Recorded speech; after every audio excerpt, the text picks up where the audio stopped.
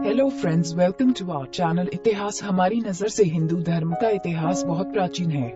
हिंदू धर्म के इस चैनल में हम आपको बताएंगे कि आखिर में हिंदू धर्म का क्रमशः इतिहास क्या है। ऐसे ही आज की हमारी वीडियो का विषय है स्वामी विवेकानंद, जिनकी जीवनी पढ़ के इंजीनियरिंग कॉलेज के लड़के ने पीना छोड़ दिया। हिंदुस्तान में पैदा होने की सबसे बड़ी विडंबना यह है कि हम बदलाव को रातों रात चाहते हैं, पर रातों रात हुए बदलाव को गलत मानते हैं। ऐसा ही एक बदलाव पनप रहा था एक इंजीनियरिंग कॉलेज के एक हॉस्टल में, एक बंद कमरे में।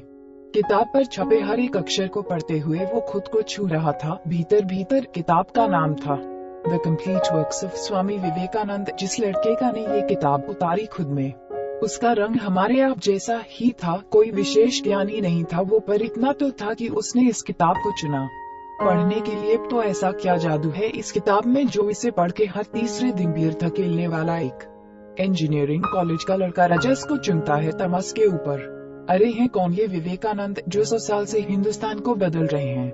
आज की तारीख में भारत में हर रोज 42,000 सेकंड ज्यादा बच्चे पैदा होते हैं। आज से कुछ 150 साल पहले ये आंकड़ा इतना नहीं था, पर फिर भी हजारों की भीड़ में पैदा होने वालों को कौन गिनता है। ऐसा ही हुआ कुछ 12 जनवरी 1863 को कलकत्ता में विश्वनाथ दत्त और भुवनेश्वरी देवी के यहाँ एक बालक का जन्म हुआ। माँ बाप ने बड़े जतन से नाम दिया नरेंद्र नाथ दत्त, पर नियति ने तो अपना स्वामी खोज लिया था। जब पूरा घर इस बालक को नरेंद्र बुला रहा था, तब भविष्य में बैठे समय ने इन्हें पुचकार के विवेकानंद पुकारा। अक्सर जो बच्चे अपनी कक्षा में मास्टर साहब से ज्यादा सवाल पूछते हैं, उन्हें या तो हम तेज समझने की भूल करते हैं या फिर दिखावेबाज समझ के दुत्कार देते हैं, पर यही हमसे गलती हो जाती है। गुर से घिरे हम चीनी को छोड़ देते हैं। नरेंद्र अपनी कक्षा के एकमात्र जिज्ञासु छात्र थे। जिस उम्र में बच्चे बाजार में बिक रही नान खटाई के लिए मुहफुला लेते थे, उस उम्र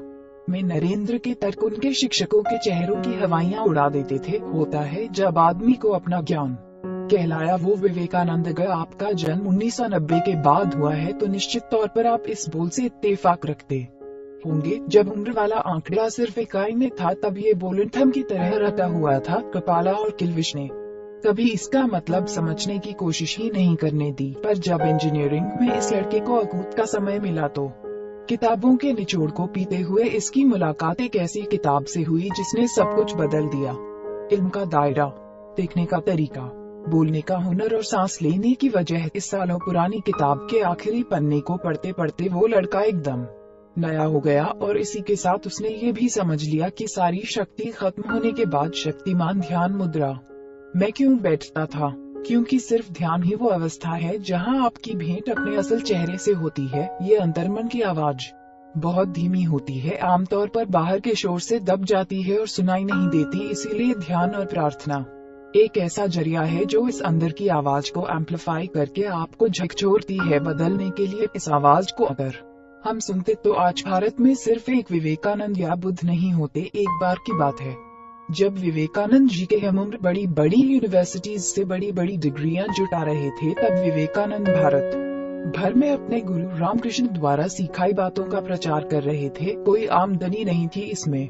लोग विवेकानंद को बेवकूफ का दर्जा देते थे, कहते थे जो बातें वेदों में नहीं है वो सही कैसे हो सकती है। इसी बीच विवेकानंद की माँ की तबीयत बहुत बिगड़ गई। घर में पैसे के नाम पर कुछ नहीं था।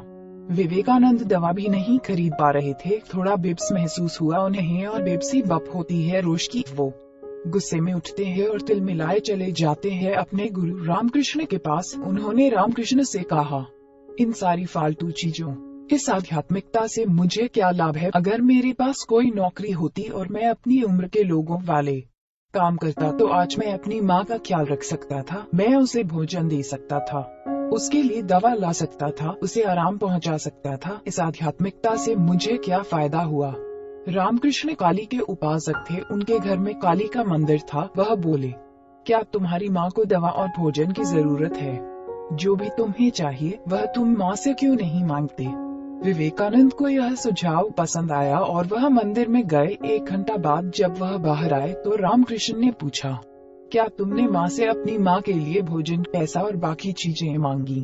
विवेकानंद ने जवाब दिया, नहीं, मैं भूल गया। रामकृष्ण बोले, फिर से अंदर जाओ और मांगो। विवेकानंद फिर से मंदिर में गए और 4 घंटे बाद वापस लौटे। रामकृष्ण ने उनसे पूछा, क्या तुमने माँ से मांगा? विवेकानंद बोले, नहीं, मैं भूल गया। रामकृष्ण फिर से बोले, फिर अंदर जाओ और इस बार मांगना मत भूलना। विवेकानंद अंदर गए और लगभग 8 घंटे बाद बाहर आए।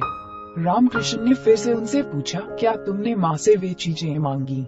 विवेकानंद बोले, नहीं, अब मैं नहीं मांगूंगा, मुझे मांगने की जरूरत नहीं है। रामकृष्ण ने जवाब दिया, यह अच्छी बात है। अगर आज तुमने मंदिर में कुछ मांग लिया होता तो यह तुम्हारे और मेरे रिश्ते का आखिरी दिन होता। मैं तुम्हारा चेहरा फिर कभी नहीं देखता, क्योंकि कुछ मांगने वाला मूर्ख यह नहीं जानता कि जीवन क्या है। मांगने वाला मूर्ख जीवन के मूल सिद्धांतों को नहीं समझता। प्रार्थना एक तरह का गुण है और गुण बांटने से बढ़ता है। हम यहीं चुप कर देते हैं। हम बांटने के लिए प्रार्थना नहीं करते। हम तो बस डर घटाने के लिए मालाएं फेरते हैं और सोचते हैं कि हो गई आज की प्रार्थना। जिस प्रार्थना की बात विवेकानंद करते हैं वो दरअसल एक खेल की तरह है, जैसे कि फुटबॉल। जैसे आप खेलते वक्त एक ऐसे टाइम में आ जाते हो जब आपके लिए उस खेल में अपनी भागीदारी ही सबसे महत्वपूर्ण हो जाती है। वो टाइम जोन आपकी प्रार्थना है। आप बस ये उद्देश्य बना के खेलते हो कि आप इस खेल में अपनी भागीदारी सबसे ज्यादा रखोगे, बिना ये सोचे कि आप जीतोगे या नहीं। हिंदुस्तान को कभी दूसरा विवेकानंद क्यों नहीं मिला? विवेकानंद जी ने एक बार अपने संबोधन में कहा था कि आप मुझे पूरी तरह से समर्पित मात्र 100 लोग दे मैं भारत को पूरी तरह से बदल दूंगा। उस वक्त भारत की जनसंख्या 23 करोड़ थी, पर उनमें से मात्र 100 लोग भी नहीं मिले। एक इंसान के पास इतनी जबरदस्त दूरदर्शिता थी और उसकी दूरदर्शिता के कारण बहुत सी चीजें हुई। आज भी उनके नाम पर मानव कल्याण के बहुत से काम हो रहे हैं। उनकी दूरदर्शिता के कारण काफी विकास हुआ। उस समय जो बाकी लोग थे वे कहाँ हैं? मगर उनकी दृष्टि अब भी किसी न किसी रूप में काम कर रही है। उसकी वजह से काफी खुशहाली आई। अगर हजारों लोगों में यही दूरदर्शिता होती तो हालात और भी बेहतर होते। एक गौतम बुद्ध या एक विवेकानंद की दूरदर्शिता काफी नहीं है। जब अधिकांश लोगों में वह दूरदर्शिता होती है तभी समाज में वाकई खूबसूरत चीजें होंगी। हम उम्मीद करते हैं कि आपको इस चैनल के माध्यम से रोचक जानकारियाँ दे सके।